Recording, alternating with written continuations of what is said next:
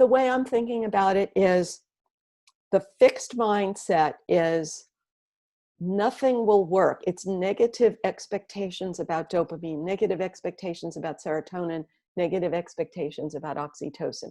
It's like nothing I do will work except I just got to repeat the patterns I already have. Whereas I think of as growth mindset is what I always talk about in my books is you have your old pathways and then you have that courage to redirect your electricity into a new pathway that's not already developed, a new path to dopamine, a new path to serotonin, a new path to oxytocin. And it's so scary to go down a new pathway that you just don't try it. And then when you don't try it, you're even more scared and you're even more used to just taking your old pathways. So it's belief in your own ability to learn.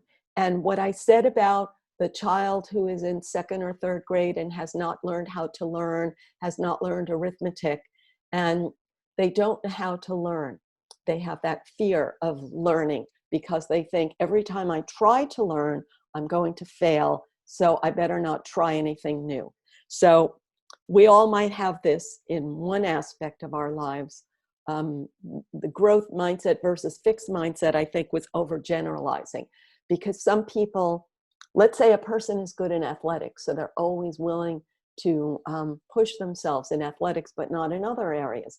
And so everyone has that area where I have a growth mindset on this area, but a fixed mindset on other areas.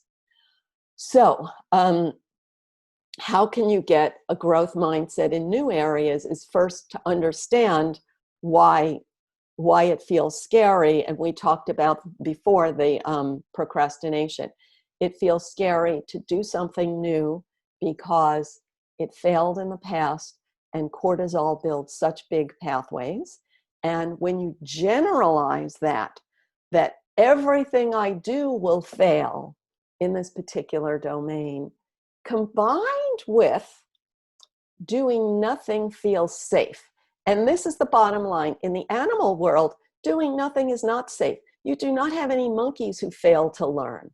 The first monkey in history that failed to learn is the first monkey that was fed by Jane Goodall because they never learned to get food because she fed them.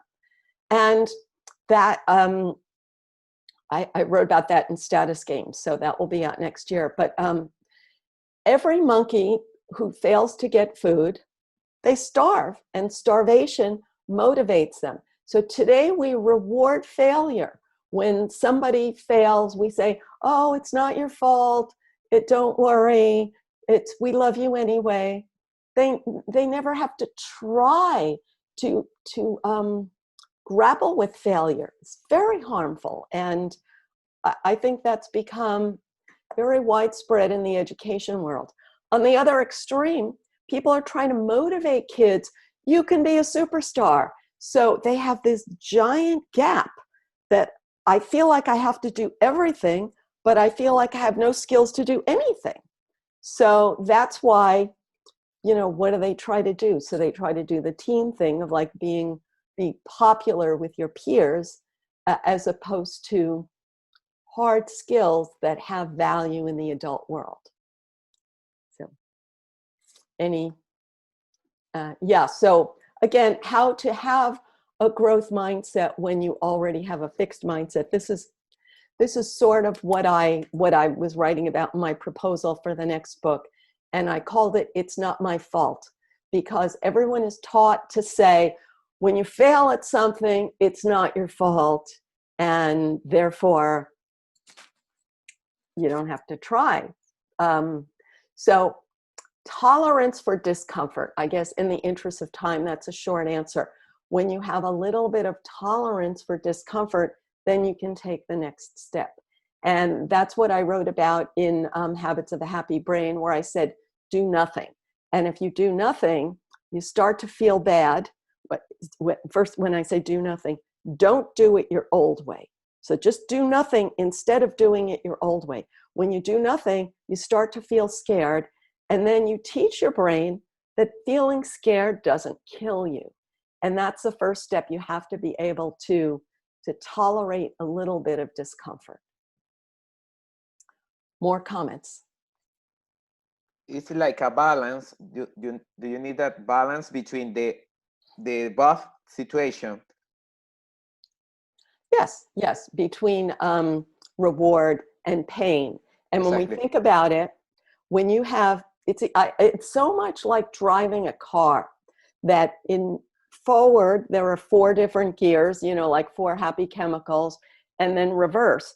But reverse is like half of it, you know, so pain is like half of our operating system. We need pain to get off the couch. We'd rather not have pain, but to avoid pain, you got to get off the couch. Great. Well, it was so good talking to you guys. Thank you so much for joining me, and have a great week, and look forward to hearing from you again. Bye-bye. Thank you so much. Thank you so much. To learn more about your happy chemicals and help others find this valuable information, click the thumbs up and subscribe to the Inner Mammal Institute channel. To get a free 5-day Happy Chemical Jumpstart guide, opt in at the Inner Mammal Institute website, innermammalinstitute.org. Thanks.